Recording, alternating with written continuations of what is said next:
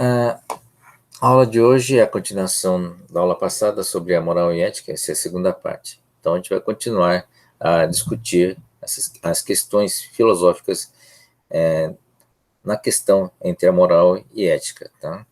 Então, vimos na aula passada que temos diversos autores, diversos pontos de vista, justamente com essa discussão entre o papel da moral, que é um papel interno do indivíduo, e o papel da ética, que é um papel externo ao indivíduo, né? Qual o papel dos dois, quais as abordagens possíveis, quais as combinações possíveis, e isso gera uma certa diversidade, né, de opiniões e pontos de vista, tá? O trabalho que a gente está solicitando essa semana é justamente discutir um caso, né, sob o ponto de vista de um autor que é o Kant, né? O Kant é um filósofo que teve uma grande influência na filosofia, né, desculpe, principalmente na ética e na moral, tá? E uma das impactos dele, né, hoje é principalmente justamente pela visão que ele tem no comportamento ético, uma visão individualista, né, que é bem, digamos, bem adequado. Eu não diria adequado, eu acho que a palavra não é adequada, é a palavra ser muito ajustada ao ponto de vista atual, digamos assim, né? Estamos num ambiente mais individualista, mais consumista, mais capitalista, né, faz algum tempo, né? Então, eu acho que é uma visão adequada, né, é uma discussão adequada, discutir o Kant, né, nessas condições mais atuais, tá bom? A gente vai discutir outros autores também. Bom, como vimos na aula passada, né, essa é a abrangência da moral e ética, né? A moral envolve estudos que envolvem mais o indivíduo em si, né? A parte interna dela. Então, já discutimos a questão da felicidade, a questão do valor, né? Principalmente a axiologia, que estabelece o valor das coisas, a virtude, né? Já discutimos também, né, as virtudes de vários pontos de vista, desde o filósofo, né, até a parte religiosa, e a virtude como um papel, né, de estabelecer a excelência moral, né? Tá? Isso é um contexto individual, tá? E tem uma abordagem, claro, por ser um indivíduo, né? Uma abordagem onde você dá um destaque à razão ou destaque à emoção, tá? Nós já vimos que tem autores, né? A razão, o Kant dá muita valor à razão, né? E outros autores, o Rousseau, o Hume, né? São outros autores que dão mais valor à parte emocional, tá bom? E tem a parte ética, né? Que envolve a sociedade, né? Então, desde a ética do trabalho, que é a ética profissional, a gente vai ver mais no fim dessa disciplina, e estudos envolvendo na sociedade e como é que você cria essas regras, né, sobre a ótica social, né? E aí entra a questão da justiça e a questão da política também, né? A organização política é fundamental, porque ela estabelece, né, as relações de poder dentro da sociedade. E a relação de poder é diretamente associada à ética e à moral, tá bom? Então, novamente, entre os valores de felicidade, a questão dos valores, felicidades e virtude, sobre já não a ótica individual, mas a ótica social, tá bom? Então, essas diferentes abordagens entre individual e social, né, da moral e da ética, cria essas diversas abordagens possíveis, né? Tá? Então, essa é uma figurinha que tenta descrever, né, tá, os principais fatores que determinam os aspectos internos e externos, tá? Então, a parte moral, que é a parte interna, tá? E os principais elementos que a gente vai ver hoje, né, é a discussão da razão e emoção, autonomia, felicidade, prazer e a necessidade. São os elementos, digamos, primários, né, que determinam o comportamento moral, né, do indivíduo. Tá? E externamente, claro, a política, a justiça, a questão da religião, a questão da virtude, que basicamente vem da filosofia e da religião, né? Tá? E a cultura como um elemento também.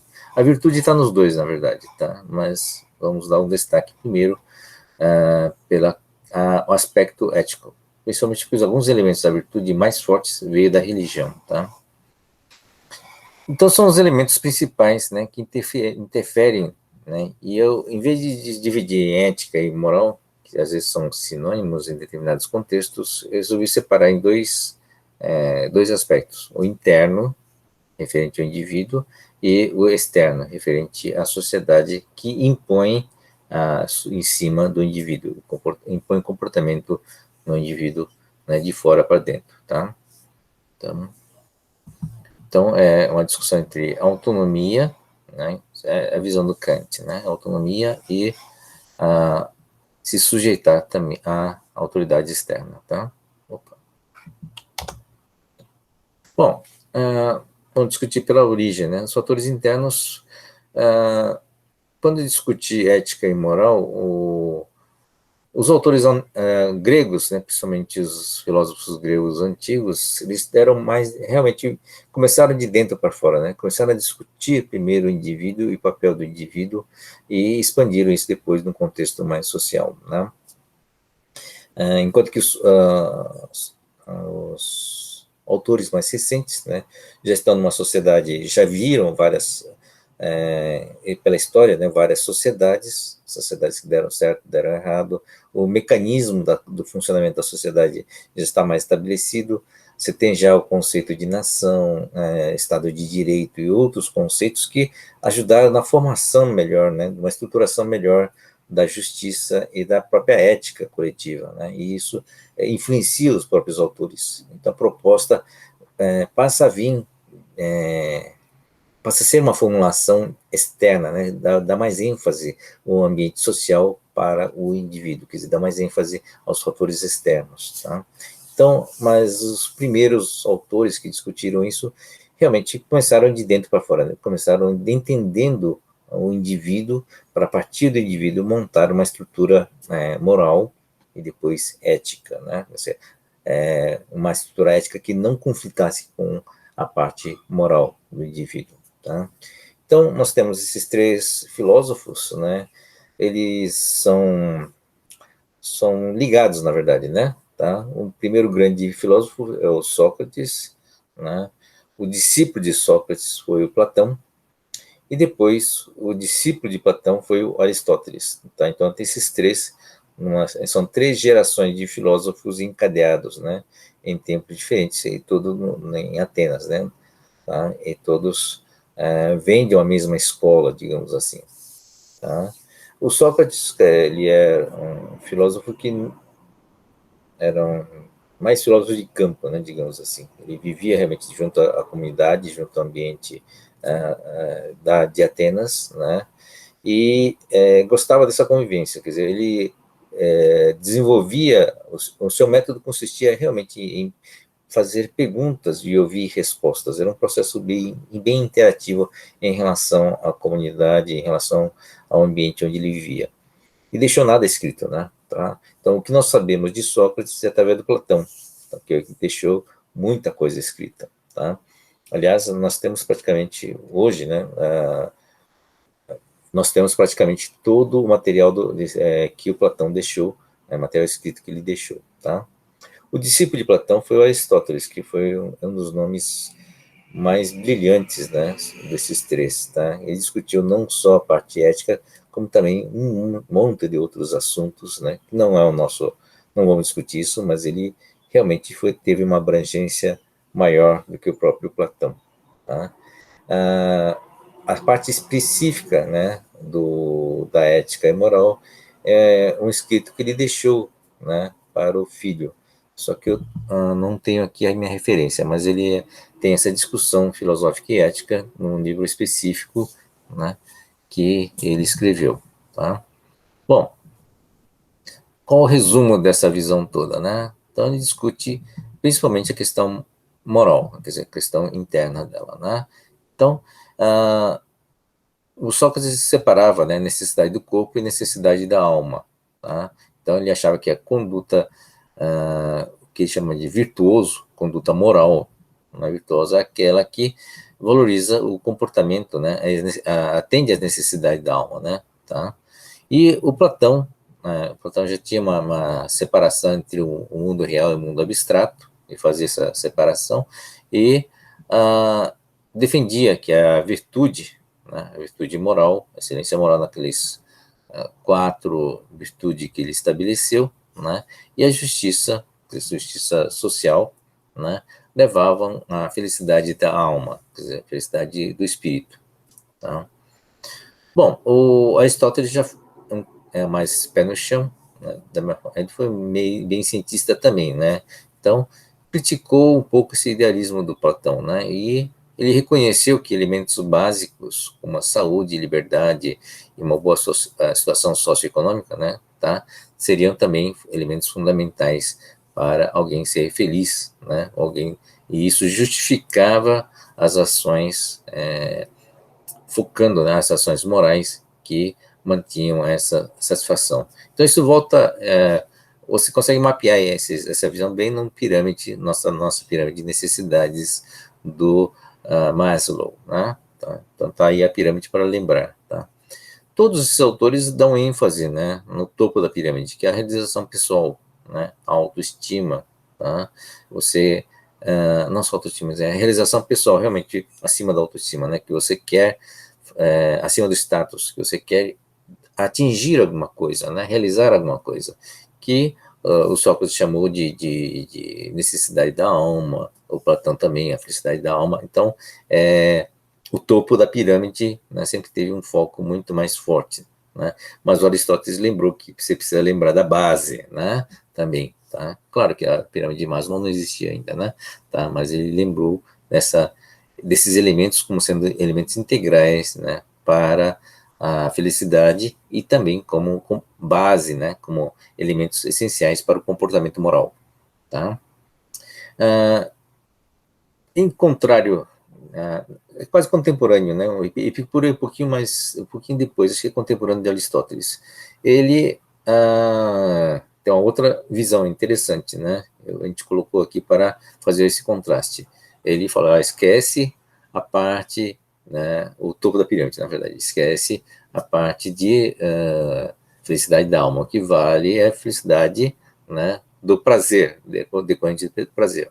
Então, ele é um dos fundadores do hedonismo, né, que é uma filosofia de busca ao prazer, né, um pouquinho mais amplo, a gente vai ver mais à frente, tá?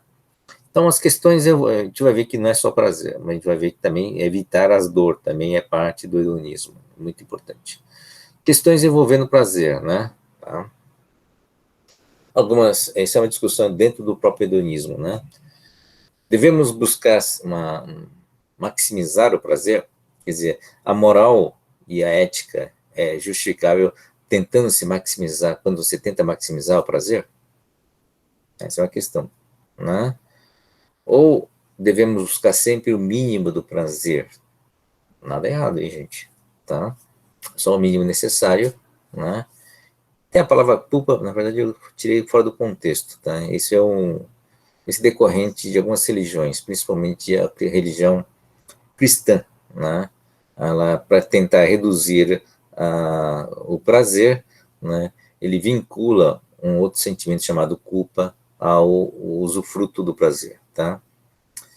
Tem uma outra posição, aliás, muito defendida por esses filósofos, né, gregos, né, que é o naturalismo, né, moderação, né, principalmente Aristóteles, acho que buscava, né, com força a ideia da moderação, a ideia do meio, do justo, né, tá?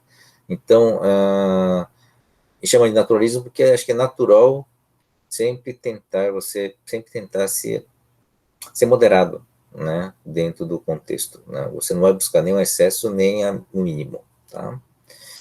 E tem várias correntes, né? Inclusive o próprio Epicuro, né, discutiu essa questão, né? E é base de várias religiões. Uma religião importante que é o budismo, por exemplo, a hinduísmo também, né?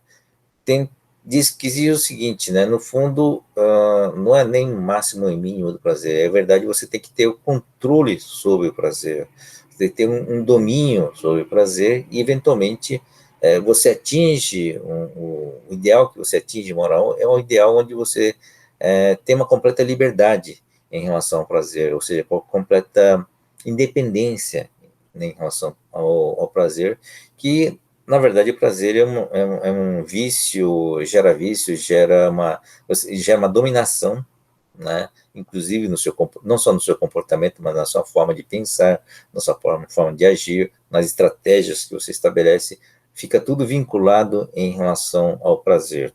E a verdadeira liberdade, né, é escapar desse domínio, né, dessa dependência que você tem ao prazer, tá? Então, o budismo trabalha muito isso, né? Você tenta atingir, né, o ideal budista, a iluminação, através da completa negação desses prazeres, tá? Inclusive até para necessidades fisiológicas básicas, né? A alimentação, coisas básicas, né? Tá? Não digo sumo, mas principalmente na parte da alimentação, né? Naturalmente de sexo, né? Tá? E você ter não é simplesmente segurar, né? É realmente não necessitar. É uma diferença muito grande, né? Então, através de exercícios mentais, você chegar no estágio onde você tem uma liberdade, né, em relação a esses prazeres, tá? Então, essa é uma discussão toda em cima do que vem a ser o prazer e o que vem a ser o objetivo em relação a isso, tá? Então, estamos discutindo a base da pirâmide, né? Tá? Então, outros autores, né, não há questionado, deve, como se diz, ele tenta dizer que você tem que buscar, né, o prazer, mas o prazer do topo da pirâmide, né, do Maslow, tá? Ou seja, a autorrealização, tá bom? Aqui um parênteses, né, muito importante acho que devia ter discutido antes, né, um conceito importante, né, o que vem a ser juízo de fato e juízo de valor. Esse é elemento fundamental para a determinação na parte da ética, né? Então, vamos trabalhar a partir do exemplo, né? O que é um juízo de fato, né? Se dissermos que está chovendo, estaremos enunciando um acontecimento constatado por nós e o juízo proferido é um juízo de fato, tá? Então, chuva é um fato. Está chovendo, então nós, né, nós através da nossa fala, estamos emitindo um juízo, né, uma constatação de que está chovendo, tá ok? Então, isso é o juízo do fato. É uma percepção e uma manifestação em relação ao fato. Se, porém, falarmos a chuva é boa para as plantas, tá? A chuva é boa, né? Independência para a planta não, a chuva é boa, estamos manifestando, né, uma opinião, um juízo de valor. Fizemos uma interpretação sobre a chuva, estamos categorizando a chuva sob o ponto de vista de valor. Lembra do valor que a gente discutiu na axiologia, né? Tá? Então, isso é o juízo do valor. Tá? Então, a juízo de valor, tá? Então, avaliamos coisas, é uma avaliação, né, de coisas, pessoas, ações, experiências, acontecimentos, ou seja, avaliações sobre, basicamente sobre fatos e coisas, né? Estado de espírito, intenções e decisões, né? E aí, dessas avaliação, né, dessa avaliação total sobre as coisas, né, surge o conceito de ser bom, se é ruim, se é desejável, se é indesejável. Tudo isso são juízos de valor. Portanto, né, declarações de valor, né, tá? Todos os juízos éticos são juízos, éticos e morais são juízos de valor. Tá? Isso é importante entender. Tá? Então, que todo por isso que a gente estudou, né, discutimos os valores, né, a axiologia, porque ele é a base para a geração dos juízos de valor, são declarações de valor, tá bom? Então, essa separação entre valor e fato, né, implica umas coisas importantes, principalmente pela lógica, né, da lógica da ética e da moral. A lógica da ética entra quando a gente começa a montar, por exemplo, a justiça, né? A justiça tem toda uma lógica por trás, tá? E é uma lógica de valor, tá? Bom, primeira grande implicação disso? Que você não consegue derivar afirmações éticas a partir de argumentos factuais, né? Exemplo da chuva aqui, né?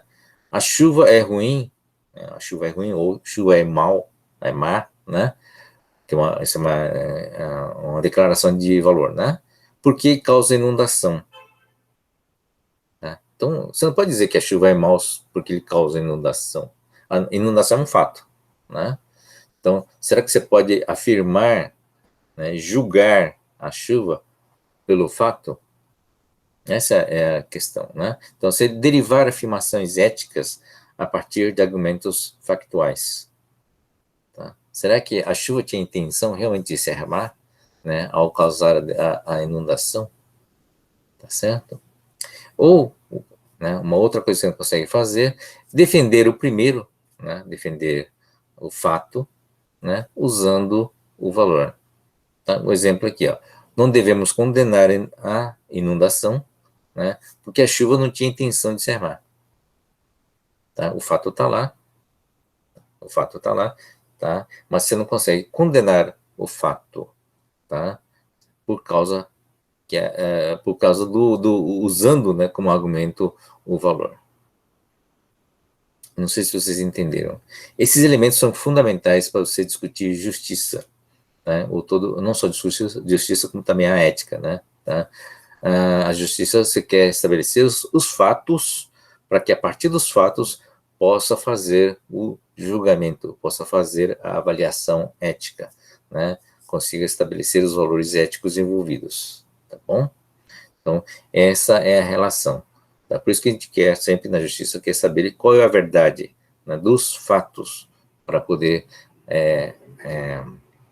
balizar, né, a avaliação ética, tá bom? Então, essa é uma diferença e, portanto, algumas lógicas que você não consegue usar, né, pela própria característica do que é juízo de fato e o que é juízo de valor, tá bom? Esses são parênteses, é importante, a gente vai explorar isso mais tarde, tá bom? Bom, como estamos discutindo a parte interna, né, já discutimos o prazer, vamos voltar a discutir, mas vamos discutir o mecanismo envolvido, né, o mecanismo moral envolvido nesse processo, tá? Isso aqui é um resumo, né, de qual é o processo mecânico, ou qual o processo cognitivo que está por trás desse processo moral, né? Tem um elemento que é importante, né, na moral, que é consciência e responsabilidade. Tá? São condições indispensáveis para a vida ética. A consciência moral manifesta-se, antes de tudo, na capacidade para deliberar diante de alternativas possíveis. Tá? Você precisa ter consciência de algo, né, para primeiro poder deliberar, pensar, primeiro você poder decidir em cima de alguma coisa. Tá? Decidindo, escolhendo uma delas antes de lançar-se na ação. Tá? Então, claro, tem uma decisão antes, né? Tem a capacidade de avaliar e pesar as motivações pessoais, as exigências feitas pela situação, exigências externas, né? As consequências para si e para os outros, ou seja, não só para o indivíduo, como também para a sociedade, a conformidade entre os meios e fins. Tá? Então, essa é uma outra discussão. Tá? Então, os meios justificam os fins, né? Lembra dessa frase, né? Na ética, não, tá? A ética, nem todos os meios são justificáveis, nem todos os meios são justificáveis. Quer dizer, não, o fim não justifica os meios. No caso da ética, para fins éticos exigem também meios éticos. Tudo bem? Essa é uma diferença muito importante, tá? O fato de você ter um final feliz, né, um final ético, tá? Eu não posso usar meios antiéticos, né? Não posso usar violência, não posso usar violência no sentido ético, né? Porque existe violência legal, né? Mas eu não posso usar, por exemplo, coação ou extorsão para chegar num resultado eticamente justificável, né? O meio também tem que ser ético para você ter um resultado ético, tá? A obrigação de respeitar o que foi estabelecido, né? Desculpe, a obrigação de respeitar o estabelecido ou de transgredi-lo, né? Se o estabelecido for imoral ou injusto. Ou seja, é ter toda uma capacidade de avaliação da situação e das suas consequências, né? E o processo através do qual você vai chegar no resultado, tá? A vontade, né, é esse poder deliberativo e decisório da agente moral. Não sei se você querer fazer, né? Para que exerça tal poder sobre o sujeito moral, a vontade deve ser livre, né? Isto é, não poder estar submetida à vontade de um outro e nem pode estar submetida aos instintos e às paixões, tá? Mas, ao contrário, deve ter poder e controle sobre eles e elas, né? O sujeito ético-moral somente é aquele que sabe o que faz, conhece as causas e os fins da sua ação, o significado de suas intenções e de suas atitudes e a essência dos valores morais. O que significa tudo isso, na verdade? Foi colocado aí para mostrar que é um processo, né? O mecanismo moral, a ação moral e a ação ética é um mecanismo, tá? E nesse mecanismo relativamente complexo, envolve inteligência nessa capacidade de percepção e de análise e conhecimento, né? Não só inteligência, como também conhecimento, tá? Adquirido ou exercitado, no sentido de você ter uma base para você poder trabalhar, né? O que está por trás, né? Quais as consequências, tudo isso é decorrente do conhecimento, tá? Ou seja, não é fácil ser um agente moral e agente ético, exige conhecimento, exige estudo, né? E exige inteligência para percepção, né, dessas condições na hora que ocorrem, né? E velocidade para você poder decidir eventualmente, né, qual seria a melhor ação a ser tomada. Bom, esse é só um lembrete, né? Mas faz parte dos fatores internos, porque a inteligência e o conhecimento é do indivíduo, tá? Bom, voltando para o hedonismo, né? Tá? O Epicuro, que criou, né? Criou, não foi o primeiro a estabelecer essa filosofia em relação ao hedonismo, né? Bom, era complexo porque fazia uma divisão por tipos de prazer. Havia os prazeres naturais e os prazeres não naturais. Ele classificava que os naturais, né? Seriam os prazeres que deviam buscar, tá? Que levam verdadeiramente à felicidade. Os prazeres não naturais que são ligados àquilo que sai do controle da pessoa, né? Por exemplo, são prazeres também que não são decorrentes, né, da sociedade, né, digamos assim. Por exemplo, de repente algum objeto se torna mais valorizado dentro da sociedade por alguma característica, sei lá, pela cor, né, ou para raridade, né? Então, esses são prazeres não naturais. Você querer ter esse objeto é um prazer não natural, porque ele vem derivado de uma convenção, derivado de uma, digamos assim, difícil dizer, é derivado de alguma coisa que não é natural, tá certo? Tá? Então ele diz que são efêmeros, que pode aumentar o potencial de vício, né? Tá?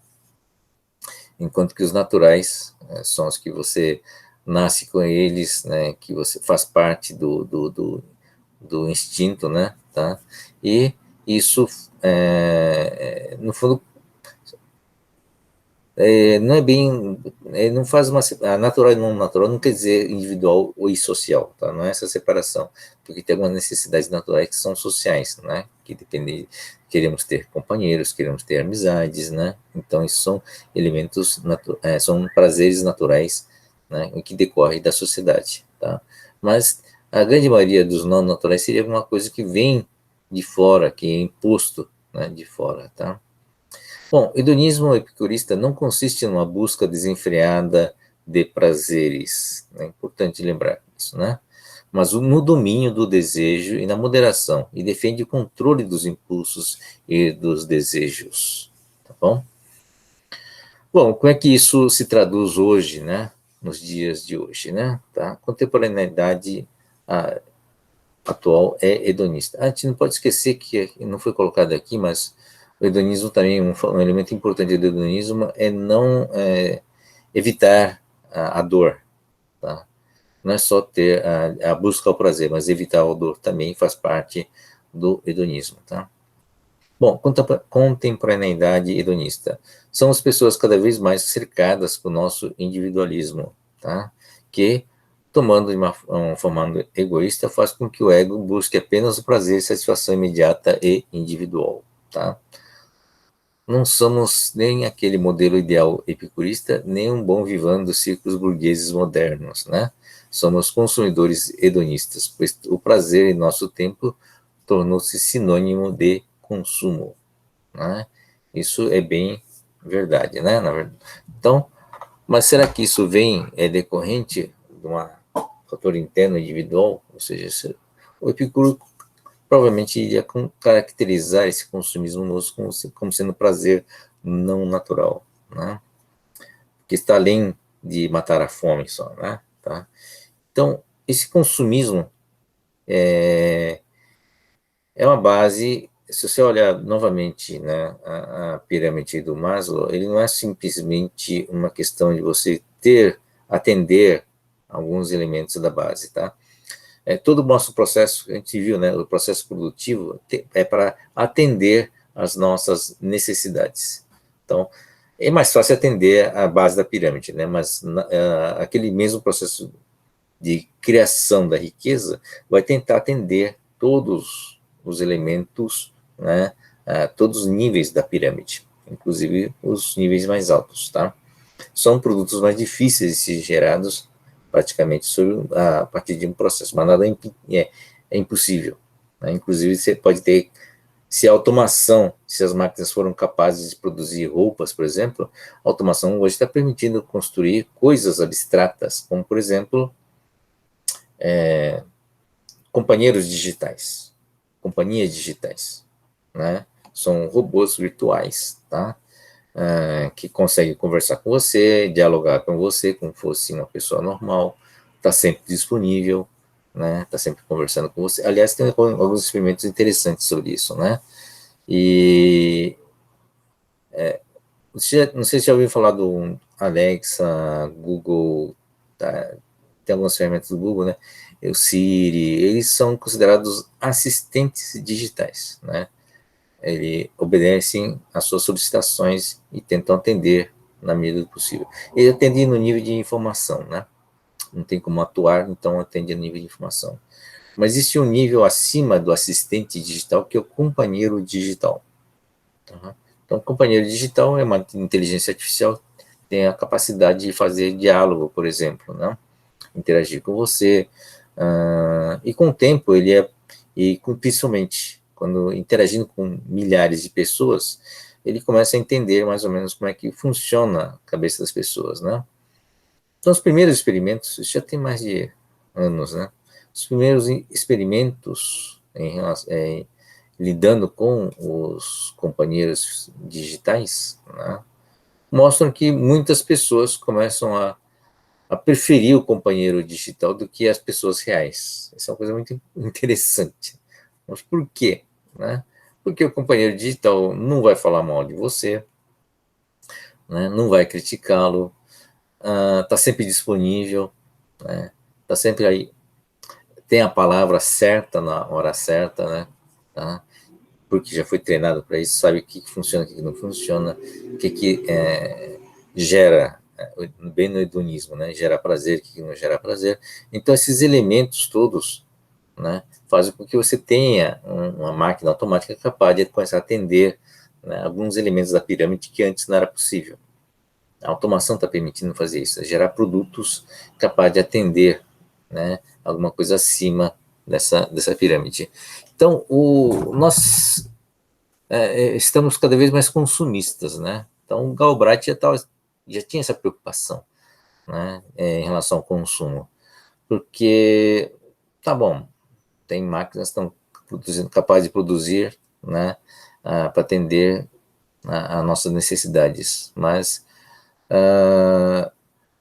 teoricamente, não há limite, né? Quer dizer, você não pode ficar consumindo os recursos do planeta para gerar, né, e atender necessidades que não vão ter fim, tá? Então, uma parte, realmente, né, alguma hora você tem que começar a pensar, do ponto de vista do planeta, né, se esse consumismo exagerado tem, tem que ser controlado ou não, né? Aí entra alguns aspectos éticos e morais, né? A moral é um conflito consigo mesmo, mas a questão ética acaba sendo do tipo, uh, devemos impor, a palavra é impor, né, às pessoas esses limites, né, ou é o papel do indivíduo se auto-impor? Essa é uma questão ética, né, tá? Para evitar um possível colapso, né, porque aquela máquina que está produzindo, aquele processo produtivo, ele tem um elemento fora do sistema que não está descrito, né, tá? Você não tem, aparentemente entra como recurso apenas o capital, é o dinheiro, né, e o conhecimento, tá? Que aparentemente não tem limite. Mas tem um elemento fundamental que tem limite, né? Que é a própria Terra, né? Que é a ecologia da Terra, que não está naquela equação. É um pressuposto de que recursos, né, que estão usando, está sendo utilizado nesse processo, são recursos ilimitados, né? Que está produzindo necessidades, para atender necessidade do lado de cá, do consumo. Só que o lado do consumo também está gerando, né, lixo, né? São subprodutos do consumo, tá? Que também afeta uma parte ecológica. Tá? Então, naquela figura toda do lado produção e consumo, está faltando, né, o elemento fixo, que é a ecologia, né, que é são os recursos naturais da Terra. Tá? Então, esse balanço, esse elemento novo que está entrando ali, que não está na equação, ele provavelmente vai ficar cada vez mais crítico, né? E aí vai exigir respostas éticas e a discussão sobre, né, a moral e ética, esse balanço, né, entre o hedonismo contemporâneo e a questão de produção, a questão ética, né, da ecologia. Tá bom? Alguma dúvida, gente?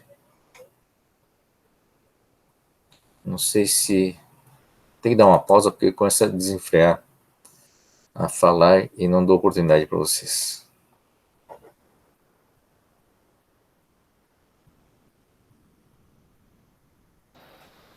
Senhor, eu tenho uma pergunta. Consegue botar lá no slide? Uhum. Tem uma parte aqui. O que seria prazeres não naturais? Essa parte eu não entendi. É no contexto do Epicuro, que é na época do 2000 e pouco anos atrás, né? Natural era aquilo que era inerente ao ser humano, né? Então, olhando novamente na base da pirâmide, essa é basicamente a base da pirâmide do Maslow, tá?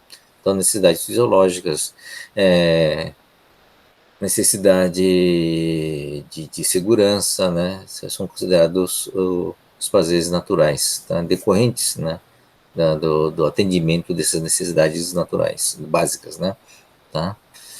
Não considerava, por exemplo, mais o topo da pirâmide, por exemplo, a necessidade de status, necessidade de autorrealização, esses não eram considerados naturais, ele considerava como sendo não naturais. Tá? Tá, então pro Epicuro, então, é bom que a gente fique na base da pirâmide. E no fundo, por isso que ele estava lá, né? Aqui nessa figura, tá? Enquanto Sócrates, Platão, Aristóteles, né? Que são pensadores mais filosóficos, né, no sentido pesado, né, da filosofia, eles se preocupavam com o topo, né? Tá? Atender o homem feliz é o homem da autossuficiente, né? Quer dizer, isso aqui é do Antístenes, né? Que é o discípulo de Sócrates. Atender, né, necessidades da alma, né? Aliás, essa fala aqui dessa posição do Antístenes, né? Homem autossuficiente, né? Isso é uma coisa que durou até a Idade Média, essa visão de que deve-se buscar a sua autossuficiência, né? Isso tem a ver com a base da filosofia, algumas filosofias e algumas religiões também, né? De buscar dentro de si mesmo, né? Essa força, né? Esse prazer, né? E essa ética necessária para você manter essa autossuficiência, né? Essa é uma coisa muito importante, né? Que isso valeu durante muito tempo, tá bom? Me lembra o budismo isso. Budismo também, né? O budismo busca a iluminação, mas o budismo também trabalha a base, né? Tá? O budismo tenta trabalhar a base no sentido de você tornar livre disso aqui, né? Você não ter uma dependência em relação a essa base, né? Comer o mínimo, tanto é que fazem aqueles jejuns malucos, né? Tá? O Buda atingiu a iluminação, não sei não sei quanto tempo de jejum, né? Então, essa libertação em relação a essa dependência, né? Da base, né, dessa necessidade básica, ele é visto como sendo dar a máxima prioridade, né, no topo da pirâmide, né, seria no Maslow, né. No caso do budismo, na verdade, é uma pirâmide invertida, né, tá? Onde você tem uma base mínima e a parte de cima bem destacada, né, tá certo? Essa é apesar das falhas do pirâmide de Maslow, né, é uma figura muito didática, tá? Tem muita crítica em relação a essa pirâmide, mas tudo bem. A gente usa sob o ponto de vista didático mesmo. Tá bom? Não sei se ajudou a explicar. Não, entendi. Legal. Bom, mais alguma dúvida? Opa, eu tenho que te permitir. De vez em quando eu tenho que entrar aqui. Tá bom. Bom, continuando. Desculpe. Né? Então, resumindo, né, a parte da ética dos antigos gregos, né, temos 3 aspectos fundamentais, né?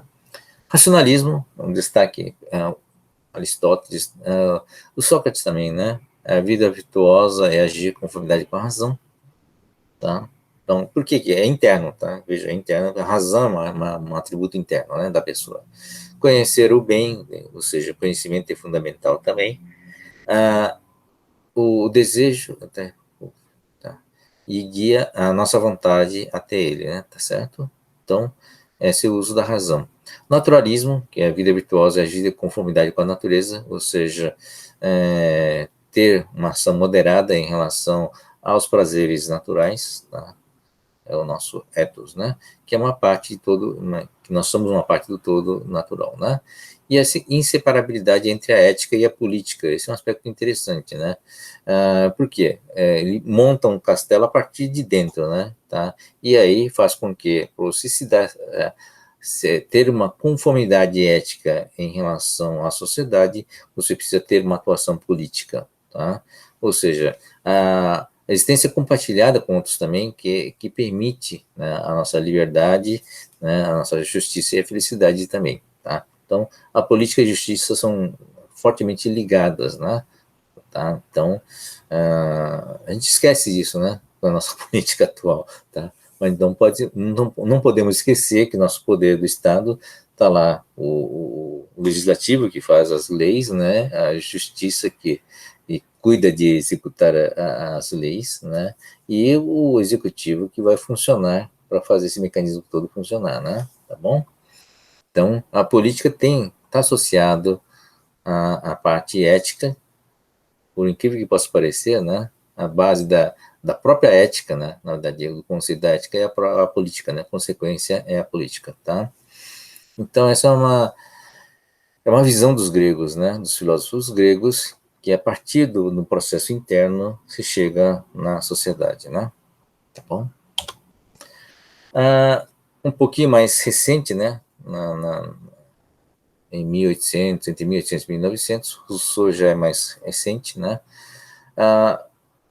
Já tem processos emocionais envolvidos, né? Um pouquinho mais, a psicologia avança também, né? Então há um entendimento um pouquinho melhor, né, do papel da emoção e do papel da razão, né? Aí você tem a visão do Hume e do Rousseau. O Hume já discutimos, né? A emoção como guia, né? De toda a ação humana. o Rousseau, ele fala já do moral do coração, né? Tem um conceito chamado dever, né? Obrigação. A gente vai discutir isso também. Simplesmente nos força a recordar a nossa natureza originária, tá? E, portanto, só em aparência é imposição do exterior. É uma coisa interessante, né? Nosso comportamento, né, apesar de aparentemente ser imposto, tá?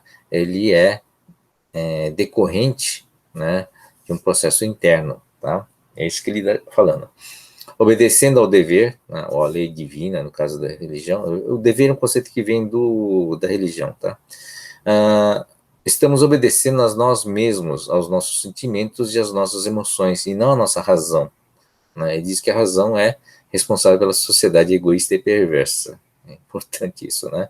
Porque já é uma pessoa, Rousseau já é mais contemporâneo e já viu várias sociedades, já viu várias organizações, né? Já viu vários estados. Se você analisar as guerras, todas as desgraças que ocorrem, você vai ver que ele é decorrente de um processo de formação de nação e de Estado, né?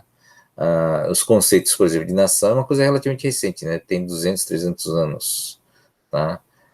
Porque antes, na Europa principalmente, até não é só na Europa, né? Não existia a ideia de nação, existia a posse de um rei, né? A posse de uma dinastia, né? Isso aqui era da dinastia não sei o quê, né? Tá? Então, não tinha uma ideia de... Aí, dependendo do casamento, você juntava pedaços de terra, né? Então, se tinha regiões que tinham nome, mas aquelas regiões não eram consideradas nações. Tá? Veja que interessante esses conceitos, né? A partir da Revolução Francesa, que começou a estabilizar uma série de ideias na base filosófica para a ideia do que bem a ser a nação.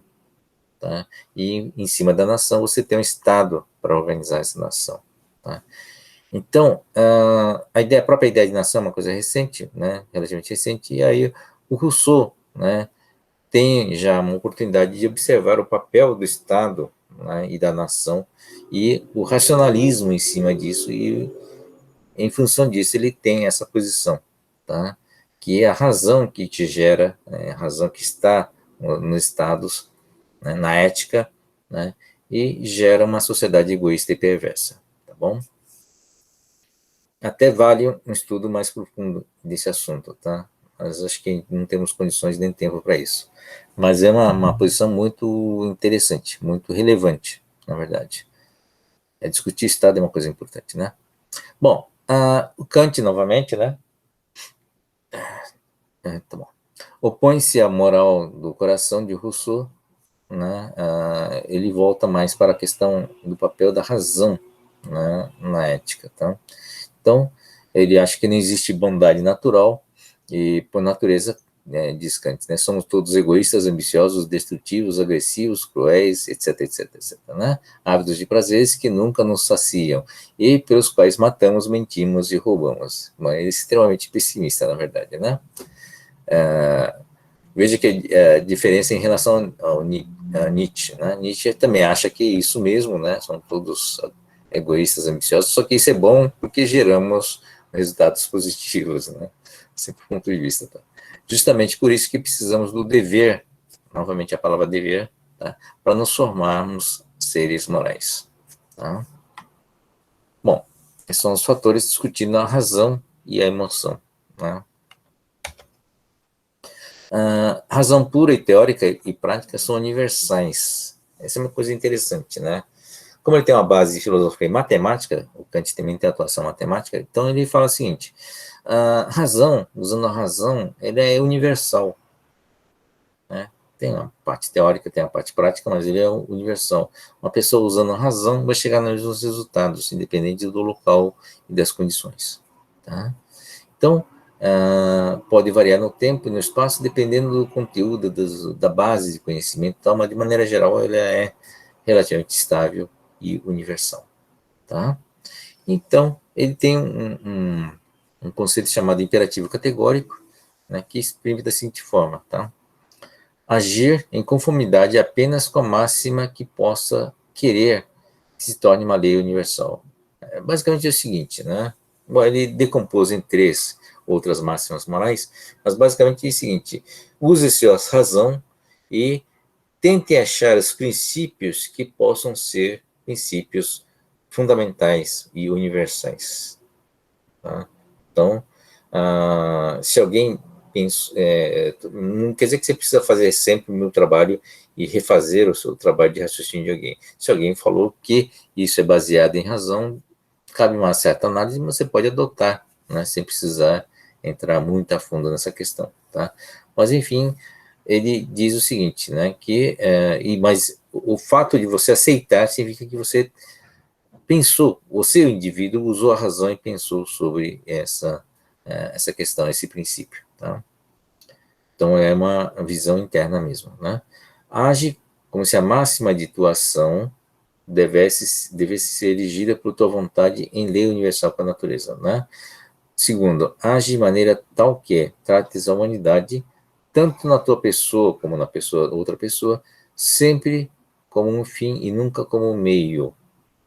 Tá? Pois é, o objetivo final é a pessoa, né? É a humanidade como um todo, não só você como todos. Tá? Ele não é um meio para alguma coisa, o indivíduo não é meio para alguma coisa, algum fim. Tá? Não existe um fim cujo você pode usar o ser humano como meio. Tá? Age como a máxima de atuação deve servir de lei universal para todos os seres racionais. Tá? Então, é um conjunto de leis, né, máximas morais, que deve ser utilizado para estabelecer as ações e escolher também os princípios. Né? Então, alguns exemplos. Tá? Vamos lá. O motivo moral da vontade boa é o respeito pelo dever, tá? Produzido em nós pela razão. A obediência à lei moral, veja, não é lei ética, é lei moral, né? Interna a você. Respeito pelo dever e pelos outros constituem a boa vontade, a bondade da vontade ética, tá? Ou seja, a moral que decorre a ética. Imperativo categórico, né, que ele enunciou, não nos diz para sermos honestos, tá? Não nos diz também praticar esta ou aquela ação predeterminada, mas nos diz para sermos éticos cumprindo o dever, né, ou as 3 máximas morais. Ao agir, devemos indagar se a nossa ação está em conformidade com esses fins morais, com essas 3 máximas do dever. Então, um exemplo, né? Por que mentir é imoral? Não é antiético, é imoral. Porque o mentiroso transgride essas 3 máximas morais. Ao mentir, não está respeitando a sua pessoa e na do outro, né? E na outro da humanidade, né? Tá? Né? Então, é um desrespeito. Né? A mentira você está desrespeitando tanto a você como as outras pessoas. Praticam a violência escondendo de um outro ser humano uma informação verdadeira. Tá? Isso é uma violência, e por meio do engano usa a boa-fé do outro. Tá? Também não respeita a segunda máxima, né? Pois se a mentira pudesse universalizar-se, quer dizer, um princípio que você tenta universalizar, tá? Você inviabiliza a relação entre as pessoas, não é isso? Então, voltando aqui, né? Princípio, natureza da situação tivesse na sua vontade e nem universal da natureza, tá? Então, sua ação, né? Se a mentira, ele tem uma tá. A mentira tem uma ação negativa, não só para você, como também como todos. Né? E a mentira, tá? Se você universalizar isso, a mentira com toda a humanidade, isso inviabiliza a humanidade. Né? Então, isso também ele impacta a segunda lei, é isso? É isso, né? Não sei se é segunda ou terceira, deixa eu ver. Também não respeita a segunda máxima, tá bom.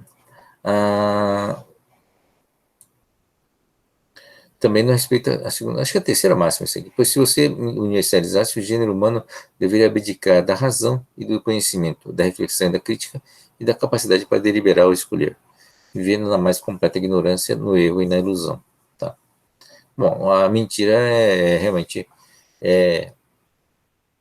anticonhecimento, né? Em função disso, você tem todos esses impactos, né? Se você universaliza isso, tá?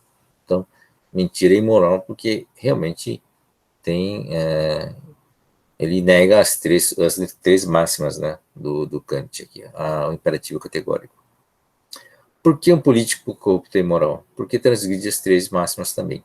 E por que o homicídio é imoral? Também porque transgride as três máximas. Tá? Então, são os exemplos que o Kant deu, né, do imperativo categórico. Tá? Então, a ação moral e imoral é decorrente, né, desse imperativo categórico. Talvez tenha me enrolado um pouco nesses exemplos aqui sobre as máximas morais, mas não sei se a tradução está correta também, né? Tá bom? Se for o caso, depois eu faço as correções necessárias, tá? Alguma dúvida, gente? Gostaram do Kant? É importante vocês se lembrarem isso aqui, porque é o exercício que está sendo pedido, né? Não é isso? Eu não lembro se eu já coloquei esse exercício. Vocês já tiveram acesso a ele ou não? Deixa eu ver aqui. Eu fiz o primeiro lá.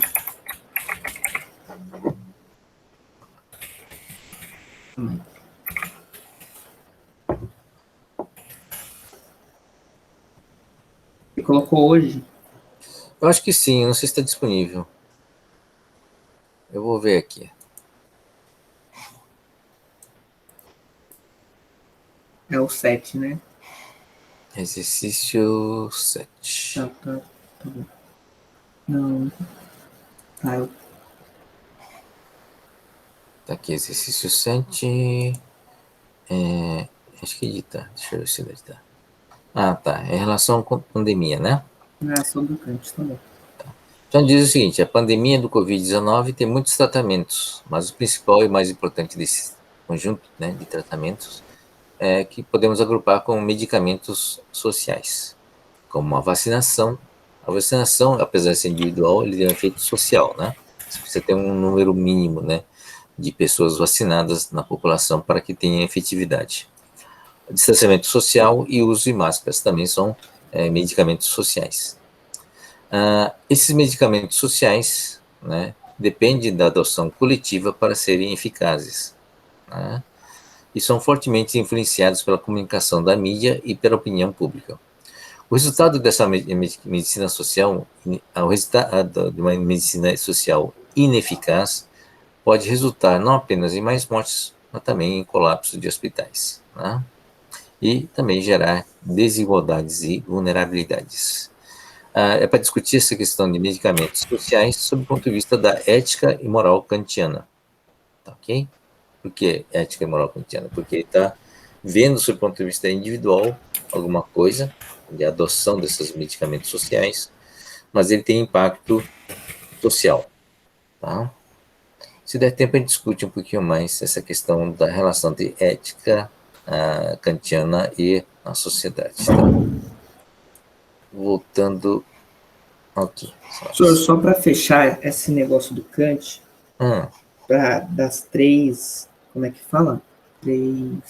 As três máximas, né? As três máximas, isso. Uma é a universal da natureza.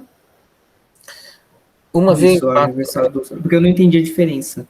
Porque uma é da natureza e outra é dos seres racionais. Isso. Eu acho que ele quer dizer. Na verdade, eu preciso traduzir melhor isso aqui. A partir do original, a tradução não ficou muito boa. A fonte de onde eu peguei não foi muito boa. Mas a explicação básica é a seguinte, né? Primeiro, é ter o impacto daquela regra, né? Por exemplo, você toma uma ação. Agora vai analisar essa ação sob o ponto de vista individual, primeiro individual e depois em relação aos demais. Tá? Essa é uma aplicação, esse é o efeito imediato. E depois você tem que analisar isso sob o ponto de vista da aplicação dessa regra para todos. Né? Não foi só você que tomou aquilo lá, digamos a mentira, né? Você mentiu, vai ver o impacto dessa mentira para você e para os outros, dessa mentira em si. Agora, vamos imaginar que não é só você que está mentindo, mas todo mundo está mentindo, você universalizou essa lei. Okay? E qual a consequência disso para você e para os outros? tá? Agora você pegou essa mesma mentira, regra, e você universalizou para todos os seres racionais. Então vai ver o impacto disso, né? Não só para você, como também para os demais. É essa divisão que ele faz. Tá bom? Então, é que eu queria perguntar se tem algo que, sei lá, que é do um que não é do 3 e vice-versa. Ah, tá. Porque uma coisa é impacto individual, outra coisa é impacto universal, né? Porque uma coisa impacta, às vezes impacta ah, em seres, outra coisa impacta na natureza, impacta em outras, sabe? O impacto é mais amplo. Essa é a diferença. Ah, tá, entendi. Por exemplo, o impacto ambiental. Isso. Tá. É impacto ambiental, impacto, sei lá, alguma coisa não necessariamente humana, Ah, ou os animais, por exemplo, animais, alguma por coisa exemplo, isso. assim. É, Isso. tá, entendi. Tá bom?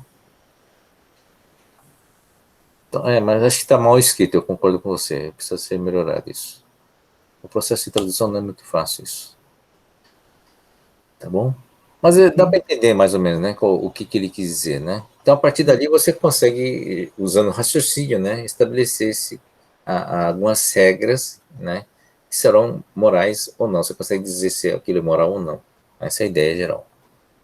Tá, aí esse segundo, só para fechar, aí esse segundo aí, em vez de ter algo em vez de você usar as pessoas para o fim, você tem que, quer dizer, em vez de usar as pessoas como meio, você tem que usá-las sempre como fim, então. Essa é uma forma de dizer, mas o que quer dizer basicamente é o seguinte: qual vai ser o impacto se não só você estiver fazendo isso, mas todo mundo estiver fazendo isso? Tá. Né? O foco do Kant, então, é essa questão de universalizar as coisas, então. Isso, ele quer De ver achar, além de ver o que vai acontecer além de você, né? além de você, e se o outro também fizer, né? Então é uma regra, ele quer ter uma regra universal para todas essas situações. Só que é o seguinte, ele está pondo a responsabilidade de achar essa regra não para a sociedade, mas para o indivíduo, né? É você que tem que fazer isso. É você que tem que fazer porque é você que tem que aceitar essas regras. Isso é um pouco diferente, sei lá, do utilitarismo, por exemplo. O Ah, sim, utilitarismo seria algo mais coletivo, né? isso Que seria todo bem mais mundo tem que efetivo. decidir. Aí no Kant ele fala que É essa você que é. é você que tem que fazer. Tá? Isso. E tem que usar a razão para isso, né? E outros autores dizendo, olha, não é a razão que você tem que usar a emoção, entendeu? Tem que usar seus sentimentos. Então tem essas diferenças também de opinião em relação a qual critério que vai ser utilizado para escolher, né? Tá. Tá bom? Entendi. É interessante, o Kant tem um impacto muito bom, né? Mas aí está jogando muita responsabilidade no indivíduo, né? Tá certo? Então, o que é comum na parte da ética e moral? Sempre se discute a questão da educação, conhecimento, sabedoria, inteligência. Todos eles se viram elementos pré-requisitos, né, praticamente, independente da filosofia, como pré-requisito para a sua ação moral. Né? Se você olhar aqui, aqui, mecanismos da moral, é muito pesada, né? Você vai ver que aqui não está discutindo a parte filosófica, não está discutindo o critério, está discutindo qual é o processo. E o processo vai envolver avaliar as opções, avaliar as consequências das opções. Então, independente do seu critério, independente se você está usando a razão, a emoção, se está considerando regras externas ou internas, né? Como a ação é sua, né? Porque sempre foi a sua ação, né? Está discutindo a sua ação. Então, o critérios, essa avaliação toda é um peso de processamento em cima de você, né? É a sua base de conhecimento que está sendo utilizado, né? É a sua balança que está sendo colocada em jogo, tudo isso aí, tá? Então, sabedoria, conhecimento, inteligência, capacidade de percepção, tudo isso é um peso grande nessa parte de trabalhar a informação, né? Tá? E ter o conhecimento. Isso é um destaque particular da parte da computação, justamente para você ter uma ideia de do que seria, uma discussão mais à frente, do que seria uma máquina moral, né? Uma máquina ética. Tá? Enfim, existe processamento, na verdade, né? De grande quantidade de informação. Fatores internos, Kant, imperativo categórico de Kant, tá bom. E aqui é uma educação e ética, né? Para tentar dar um fechamento. Então, poderíamos indagar se a educação ética não seria uma violência. Veja que interessante, né? Em primeiro lugar, porque se tal educação visa transformar-nos em passivos em ativos, de passivos em ativos, lembra essa discussão? Eu fiz uma provocação colocando um exercício para vocês, discutindo a questão da impassividade, né? Tá? O imobilidade em relação. É um chamamento à ação. Vocês fizeram vários, responderam três questões, três situações em relação a que impacto teria a não ação, né? Tá? Então, poderíamos perguntar se a nossa natureza não seria essencialmente passional. Né? Essa é uma questão importante, porque vários experimentos que se fazem, normalmente as pessoas são mais passionais, né? Evitam de tomar decisão, principalmente decisões importantes. E, portanto, forçarmos a racionalidade ativa, ou seja, forçar o pobre coitado que está quietinho no canto a se mexer, né? Tá? Não seria um ato de violência contra essa natureza espontânea, né, que é a natureza espontânea desse indivíduo? Em segundo lugar, né, porque se tal educação visa colocar-nos em harmonia e em acordo com os valores da nossa sociedade, ou seja, ajustar a moral com a ética, né, poderíamos indagar se isso não nos faria submetidos a um poder externo à nossa consciência, né, e o poder moral social, ou seja, a ética, nos sujeitarmos à ética através da educação, tá bom? Então, cabe a vocês analisarem, afinal de contas, estão numa aula, né, de educação e moral, certo? É só um lembrete, né, para limitar os poderes do professor. Aqui é só um parênteses também, uma filósofa chamada Hannah Arendt. Se vocês assistiram um filme, um dos exercícios foi, né, pedir para vocês assistirem um filme dela, né? Tá sendo colocado aqui para justamente para essa discussão da passividade, né? Ou a questão do não se mexer, não agir em relação a uma situação ética, tá? Então ele fala nesse livro, aqui não apareceu no vídeo, né, no filme, mas a discussão do origem do totalitarismo, né, é um estudo sobre nazismo. A Hannah Arendt, você deve ter visto pelo filme, era uma judia, né, escapou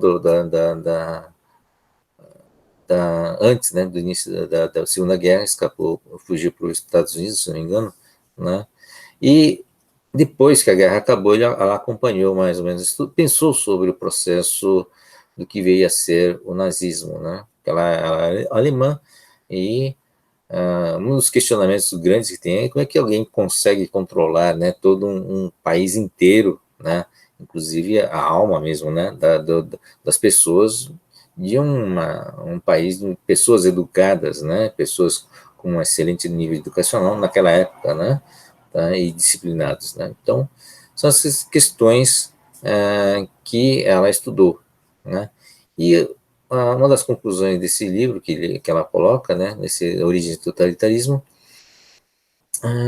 ela coloca 3 itens, né, que são pré-condições para ter um totalitarismo. A primeira frase acho que é bem conhecida, né, tá, que ela cunhou esse termo, a banalização do terror ou banalização do mal. Não sei se ouviram falar, você teve muita gente, né, até na internet hoje, você vê esse termo, né, a banalização do mal, né? Tá? Então, acostumarmos, né, com ter uma insensibilidade moral, na verdade, esse é o elemento principal, né? Você perde a sensibilidade porque está tão banal, né, tão frequente que a gente perde a sensibilidade. Manipulação das massas, né? Na época, através do rádio, através de meio de comunicação de massas, a gente vai discutir isso no próximo tópico, como é que se manipula essas massas. Então, tem um processo que permitiu a manipulação dessas massas, através de meio de comunicação de massa, né, claro. O terceiro item é o acriticismo, face à mensagem do poder, quer dizer, não criticar, né? Não exercer a sua força moral, né? Ou o seu questionamento moral em relação à ação do Estado. A ação do Estado vai empurrar você alguns elementos éticos, né? No sentido de impor regras de comportamento social, né? Que, claro, se está no Estado totalitário, ele vai impor uma ética totalitária, né? E aí você tem que contrapor, em princípio, com a sua moral, né? Sua crítica, aquela famosa situação moral e ética entrando em conflito, né? Então, é isso que a Hannah Arendt levanta como sendo elementos fundamentais para a manutenção do totalitarismo. Tá? É uma discussão bem atual, por incrível que possa parecer, né? É uma autora que a gente tem que, de vez em quando, né, quando começa a discutir política, tem que dar uma lembrada, tá? A exploração da solidão organizada das massas, né? Você tem as massas, mas na verdade você tem uma massa de indivíduos solitários, na verdade, né? Exercício da moral é um exercício solitário, né? Tá? Então essa é uma exploração, né, que você faz, como explorar isso. Tem vários outros livros, A Condição Humana, né, discute a possibilidade da vida ativa, né, as 3 atividades principais, ou seja, ela de cara vê que, tanto no item 1, que é a banalização do terror, né, e do 3, que é ser acrítico em relação ao Estado, ela conclui que ser ativo é uma condição fundamental de uma sociedade saudável, né? Então, ela estabelece as atividades, né, e a ação, né, não só a atividade, como também o campo de atuação, né, na parte do domínio político, social, público e privado. Tá? O filme em si trabalhou a questão do julgamento de Eichmann, né, tá? A gente vai voltar a discutir novamente também, tá, que cobriu. E uma interessante que ela realmente, né, foi muito criticada, vocês viram no filme também, que ela é criticada por não fazer um julgamento em cima do próprio Eichmann, né? Mas não é retratada como demônio, né? Tá? Como queriam os judeus, mas alguém terrivelmente e horrivelmente normal. Esse é um aspecto interessante, né? Tá? É um típico burocrata que se limitara a cumprir ordens com zelo, né, com amor ao dever e sem considerações acerca do bem ou do mal. Tá? Então, ou seja, completamente dominada pela ética, sem, né, usar os seus atributos como ser humano, né, isso ela diz em Condições Humanas, a Condição Humana, que é usar o seu atributo humano, que é exercer a sua moral. Tá? Então, cabe uma discussão aqui, foi colocada aqui a Hannah Arendt, justamente com essa discussão do conflito entre moral e ética. Tá? Então, isso cabe um pouco voltar ao Kant, né, para discutir, né, o que é a sua força moral, né, baseado em alguns princípios que você estabelece a partir dos seus critérios, a partir das suas crenças, para contrapor, na verdade, uma ética que às vezes é imposta, né, pela educação também. Tá bom? Tudo certo? Então vamos ver. Então, a famosa balança do certo e errado. Então, vamos passar dos fatores internos para os fatores externos. Né? Vamos discutir vários fatores, mas uma coisa que eu vou deixar espaço, né, para uma religião, especificamente o cristianismo, né, que teve teólogos importantes, né, pensadores muito importantes, tá? Mas ele tem algumas características, introduzir algumas coisas interessantes, né, tá? Então, vamos lá. Diferentemente de outras religiões da antiguidade, que eram nacionais e políticas, né? Ou seja, havia uma relação entre o Estado e a religião, né? A religião era localizada, né? Hoje a gente defende um Estado laico, né? Quer dizer, uma independência. O que é Estado laico? O Estado secular é a separação entre o Estado e a religião, tá? Isso não é verdade, você sabe que tem estados, né, que são estados religiosos, né? Irã, por exemplo, é um estado religioso, né? Então, diferentemente de outras religiões da antiguidade, que eram nacionais e políticas, o cristianismo nasce como religião de indivíduos e não religião de sociedade. Tá? Por seu pertencimento a uma nação, a um Estado, mas por uma só fé num único Deus. Isso é um outro problema, né? O monoteísmo tem alguns problemas, a gente pode discutir alguma hora, talvez. A virtude se define por nossa relação com Deus e não com a cidade e nem com os outros, tá certo? Isso é a primeira diferença muito relevante, tá? Então, a sua sua ação moral e a sua ação ética, ela não depende da sociedade onde você está ou do estado onde você está. Diferente de uma visão clássica, né, da ética como sendo uma imposição do Estado. Então, o que está sendo imposto de externo, né, deixa eu só voltar essa figura aqui, vem de fora, aqui no externo, basicamente é uma imposição social, né, das pessoas, da sociedade próxima, da polis, né, da verdade do seu ambiente social próximo, que vai impor a sua cultura, vai importar isso. No caso do cristianismo em particular, na religião de maneira geral, e da cristianismo em particular, é uma coisa mais abstrata, que está sendo imposto, é uma relação de você, né, com Deus. Veja que coisa diferente, né? Tá? Não é você com a sociedade, mas é você com Deus. Tá? Isso gera um novo nível, né, de responsabilidade e de lógica por trás disso. Tá?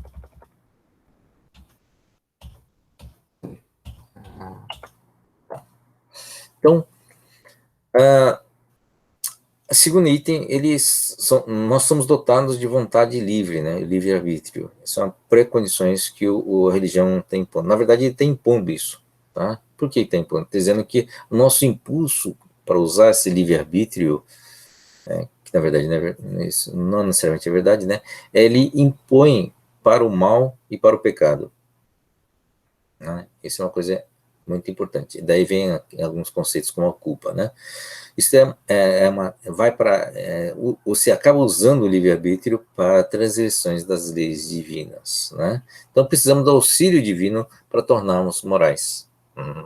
Tá certo? Bacana, né? Então você vai precisar da igreja, vai precisar da religião cristã para você se tornar uma pessoa moral.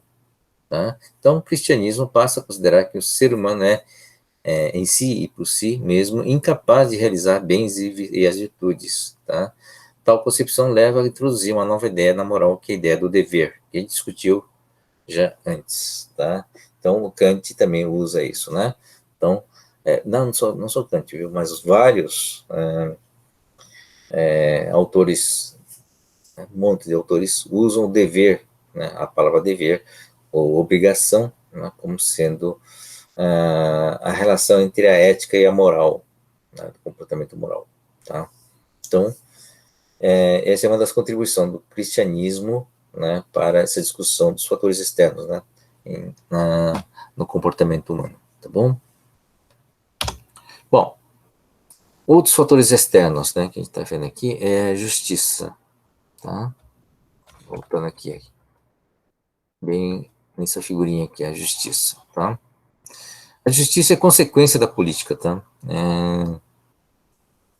Você tem a política, que é a estrutura de poder, e para regular essa questão das relações de poder, você cria justiça, né, que é o conjunto de leis, né, ou de regras, conjunto de normativas, onde toda a estrutura política deverá se submeter. A própria política serve para criar e manter a justiça, é uma relação abstrata, né? Mas a justiça em si é uma coisa abstrata mesmo, né? Um conjunto de regras, tá?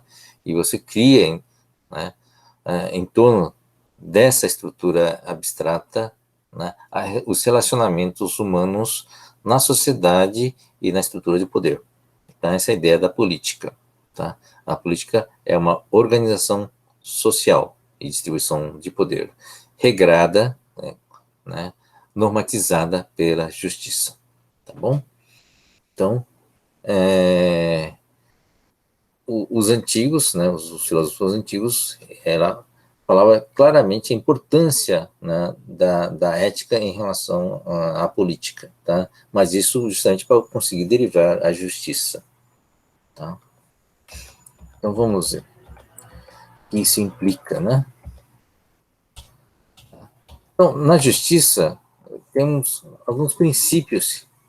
Justiça é uma lógica, tá? É toda uma lógica legal, né? É a lógica legal, lógica que rege as leis. Tem uma lógica da filosofia mesmo, lógica pura, tá? Porque as leis não podem entrar em conflito um com o outro. Então você precisa construir uma estrutura lógica, né? Só que é uma estrutura completamente abstrata, artificial, diferente de uma lógica matemática, onde as relações são racionais, claro, são relações racionais e lógicas estruturadas pela própria matemática, tá? Essa estrutura, e claro, a matemática também tem as suas teorias, que são as bases da matemática, né? Tá? A justiça também tem as suas próprias bases, a partir do qual foram construídas toda uma estrutura, né? A partir de uma lógica. Tá? Essa lógica racional, tá? É fundamental, quer dizer, o estudo da justiça inclui, né, realmente você entender essa lógica e aplicar essa lógica dentro dessa estrutura, tá? Para a criação das leis, para até inclusive ajustar algumas leis, né? Tá? E essas regras, essas normativas, tá? Tem alguns princípios básicos, né? Um dos princípios básicos interessantes é a Declaração de Direitos Humanos da ONU, né? Das Nações Unidas, tá? Então, alguns direitos fundamentais foram estabelecidos e foi acordado entre as nações, né, que aquele vai valer para todos. Tá? Esse é um acordo, um pressuposto, uma regra básica a partir do qual você faz a construção das leis locais. Né? Tá? E uma coisa interessante é o primeiro princípio, né, que é igualdade, né? Todos são iguais perante a lei. Esse é um princípio, né, que acho que a origem é antiga, filosófica, né, mas uma imposição ou uma releitura, né, ou atualização dessa só foi justamente a Revolução Francesa, né, tá? Uma das primeiras fases da Revolução Francesa é a igualdade, né, igualdade e fraternidade, o que era mais? Eu não lembro mais. Era mais uma, né. E aí, nós temos um colega francês, né, talvez ele saiba o que era. Você sabe qual que é? Igualdade, fraternidade e liberdade. Obrigado, liberdade servia. Liberdade não é tão importante, acho que é por isso que eu acabei esquecendo. Obrigado pela lembrança, né? Então, De nada. Igualdade é um princípio que vem de lá, né? E foi mantido, na verdade foi tentado manter, né? Mantido. Por que surgiu essa igualdade? Para lembrar, né? Porque até aquela época o rei era considerado divino, né? Tá? Que era mais gente do que os outros, né? Na verdade, tá? Então tinha mais direitos do que os outros, tá? Então esse tratamento que foi imposto, né? Na Revolução Francesa e veio, né, um longo caminho de lá. A Revolução Francesa é final de 1700, então é tipo 200, 300 anos, né? Tá? Não faz tanto tempo assim, tá? E um dos princípios interessantes, consequência disso, pela justiça, está escrito na frase seguinte: é uma das primeiras coisas que a gente aprende numa aula de direito. Na justiça, para se fazer justiça, você não trata, na verdade, igualmente todos. Você tem que tratar os desiguais de uma forma desigual, tá? Para se fazer justiça. Então é por isso que você tem um juiz. Né? E dá um exemplo que é o seguinte, né? Você teve um caso que alguém roubou uma maçã. Então, pena para quem rouba maçã é X, né? Tá bom. Mas será que a situação são iguais? Então, você tem dois casos. Um é o menino que roubou a maçã porque estava morrendo de fome, né? Miserável, pobre, coitado, né? Que realmente, né, roubou por necessidade mesmo, né? De fome. E outro foi um sujeito até bem de vida e roubou simplesmente porque o dono da loja estava distraído e resolveu passar a mão na maçã. Será que são situações iguais? O fato é igual, né? Mas o julgamento, que na verdade é a avaliação ética, justiça ética, tá? A avaliação ética, no caso, deve ser distinta. Você tem que tratar de uma forma desigual, né? Porque são situações, quer dizer, as pessoas são desiguais, as situações são desiguais, tá? Então esse é o papel da justiça, esse é o papel do juiz, né? Tratar desiguais de uma forma desiguais para aplicar a mesma lei, né? A lei é a mesma, tá? Mas a aplicação, quer dizer, o julgamento é diferente, certo?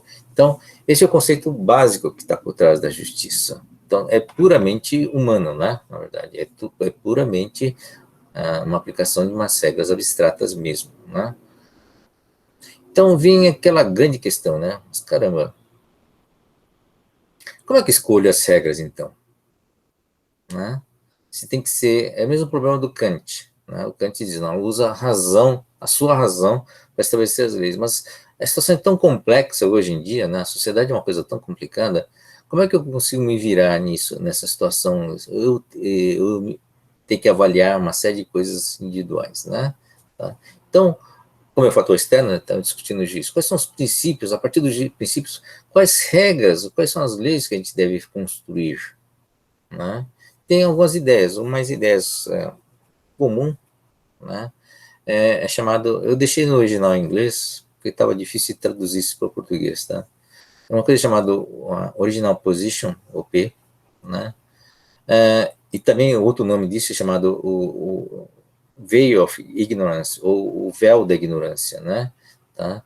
Então, esse tem esse nome de Hausian Idea, né? Porque tem esse filósofo que tentou descobrir os princípios, estabelecer os princípios, né, de que quais são as regras que devem ser geradas para a sociedade, né, e os princípios da justiça, por exemplo, né, como é que vamos escolher esses princípios, tá? E aí deu essa ideia da original position, né? Qual que é a ideia por trás disso? A ideia é a seguinte: a ideia é você pôr em cada indivíduo um véu, né, de ignorância, ou véu de desconhecimento, onde você vai escolher as regras sem saber, né, qual é a condição, né, sem saber quem é você ou quem é outra pessoa, tá? Você é o completo ignorante, você não sabe a sua situação.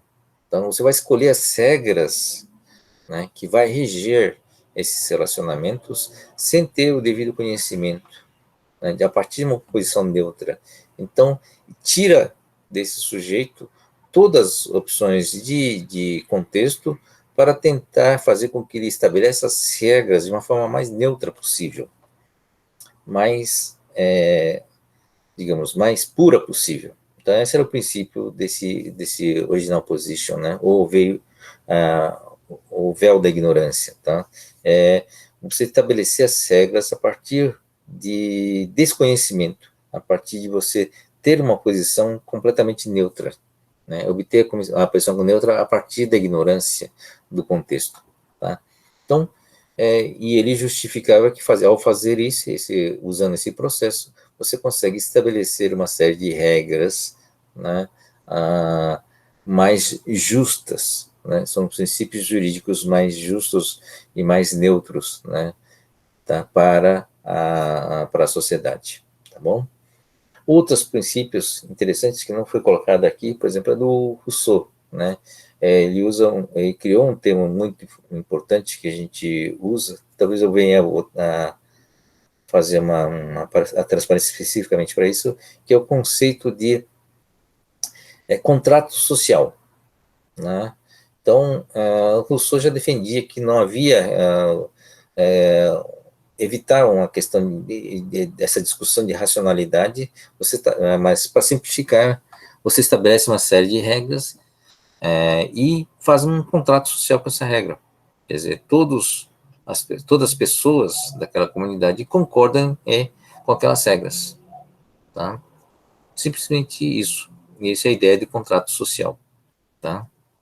Isso é um conceito que não vale somente para ética, tá? Contrato social, mesmo o original position, não é só para a justiça, né? Você pode encarar num contexto mais amplo, por exemplo, né, lembra da questão de produção e consumo, né? Quais seriam as regras de distribuição da riqueza gerada, né? Qual seria o papel das pessoas nesse contexto? Essa abstração, né? A partir do mecanismo mais abstrato, você estabelecer as regras e você simplesmente concorda com essas regras. Essa é a posição do Rousseau. A posição aqui do House é dizer, não, vamos abstrair, né, o indivíduo pode ser qualquer um nesse contexto, pode ser o capitalista, pode ser o trabalhador, né, e depois vamos ver qual seria a regra que seria mais justa para todos, tá? Então, essas são a forma de elaborar, né, esses fatores externos. O que existe na justiça hoje é um processo democrático, né, e uma parte especializada de juristas que tem a capacidade lógica para estabelecer uma base, que é a nossa Constituição, e depois os nossos deputados e senadores para estabelecer, a partir das forças políticas representativas, a adaptação, as adequações às várias leis, né, que possam existir para manter, né, essa consistência. Mas é lógico que toda vez que cria uma lei nova, você tem que passar por uma avaliação, né, tem que passar por uma comissão de Constituição, não sei se esse é o nome, é para checar se ele não conflita com a Constituição, com as lógicas já de leis pré-existentes, tá bom? Então, é um pouquinho diferente, realmente, de um princípio que está estabelecido aqui, né? São mais lógicas. Bom, finalmente chegamos no utilitarismo, não sei se vai dar tempo. Bom, tudo bem.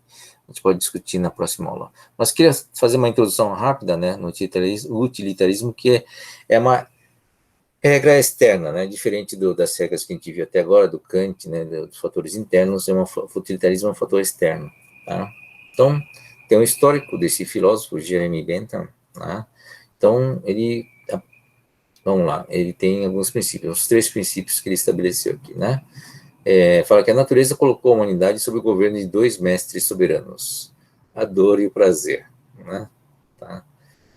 Então, claro, é um processo um pouco hedonista, na verdade, né? Mas o hedonismo, a gente vai ver no utilitarismo que, na verdade, é um hedonismo social, né?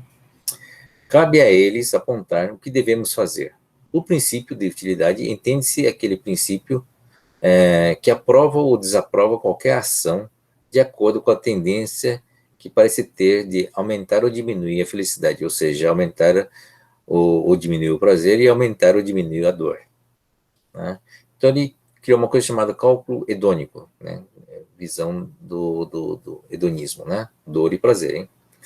Bentham apresenta um método de cálculo do valor dos prazeres e dores, que passou a ser conhecido como cálculo hedônico, né? Ele diz que o valor de um prazer ou dor, considerado por si só, pode ser medido de acordo com a sua intensidade, duração e outros fatores, inclui a probabilidade de ocorrência, alguma coisa assim, porque tem um potencial de prazer e potencial de dor, né? Um outro item que ele colocou foi os males de primeira e segunda ordem, né? Evil. First and second order evil. Muito interessante o termo que ele usou, né? Então, o mal de primeira ordem é a questão, a discussão, essa discussão do mal, o mal para ele é o seguinte, já não é a questão realmente do utilitarismo direto, mas a questão do uso do utilitarismo para quebrar a lei, né? Então, a relação do utilitarismo, a discussão do utilitarismo no contexto ético, tá? Porque em determinada situação você vai ter que quebrar a lei, né? Então, aí ele chama de mal. O mal, portanto, é quebrar a lei. E ele tem 2 ordens, né, na verdade. A primeira ordem é quando você quebra a lei por um benefício imediato, né? As consequências imediatas, né? Consequências imediatas, né? Do tipo, você quebra uma lei, uma regra, por exemplo, quebra a regra de trânsito para salvar alguém, né? Você joga o carro em cima, atravessa o semáforo vermelho, que devia ter parado, mas você atravessa para poder salvar alguma pessoa de ser atropelada. Isso é considerado um mal de primeira ordem. O mal de segunda ordem é quando tem esse exemplo aqui, tá? Você tem um impacto de segunda ordem, quer dizer, um impacto não imediato, mas um impacto, uma consequência para a sociedade. O mendigo, pressionado pela fome, roube a casa de um rico, né, um pão, que pode salvar ele da fome, mas será que dá para comparar o bem que o ladrão adquire com o mal que o rico sofreu com esse roubo? Tá? Então você tem um benefício e tem uma consequência para o rico, para uma outra pessoa, que não o próprio mendigo. Tá? Então, essa é uma situação de segunda ordem. Tá? Ele está quebrando uma lei e tem que avaliar sob o ponto de vista de uma segunda ordem. Isso é utilitarismo. Tá? O John Stuart Mill é um discípulo, né, do Bentham, e ele tenta provar o princípio, né, da utilidade. Tá? Então, a frase que ele usa é a seguinte: a única prova que pode ser dada, né, de que um objeto é visível, que é visível, né, é que as pessoas realmente o veem. Tá? A única prova que tem um som de ser audível é que as pessoas realmente o ouvem. Da mesma maneira, eu entendo que a única evidência que é possível produzir de que qualquer coisa é desejável é que as pessoas também realmente desejam. Tá? Então, se alguma coisa é desejável, é porque os outros desejam também. Nenhuma razão pode ser dada porque a felicidade geral é desejável, exceto que cada pessoa, na medida que acredita ser alcançável, deseja sua própria felicidade. Né? Ou seja, a felicidade chega-se à conclusão que é desejável porque todos desejam. Né? Temos não apenas todas as provas que o caso admite, né? Mas tudo o que é possível exigir que a felicidade é um bem, que a felicidade que cada pessoa é um bem para aquela pessoa e que a felicidade geral, portanto, né, é um bem para o conjunto de todas as pessoas. Tá? Então, ele usa a realidade, né, tá, como usa, na verdade, as pessoas, né, os conceitos que as pessoas têm da felicidade, para justificar que a felicidade ele é um bem, um objetivo, né, que deve ser buscado pelo utilitarismo. Tá? Então estabelece um princípio ético utilitarista, e esse princípio ações éticas são aquelas que causam maior prazer ao maior número de pessoas e menor dano ao menor número de pessoas. Tá? Então, e ele usa isso aqui, né, como sendo a prova do utilitarismo, tá bom? Gente, estou estourando o prazo, na próxima semana a gente continua, tá bom? É isso aí, gente. Obrigado pela presença. Esqueci. Não posso esquecer de interromper a gravação.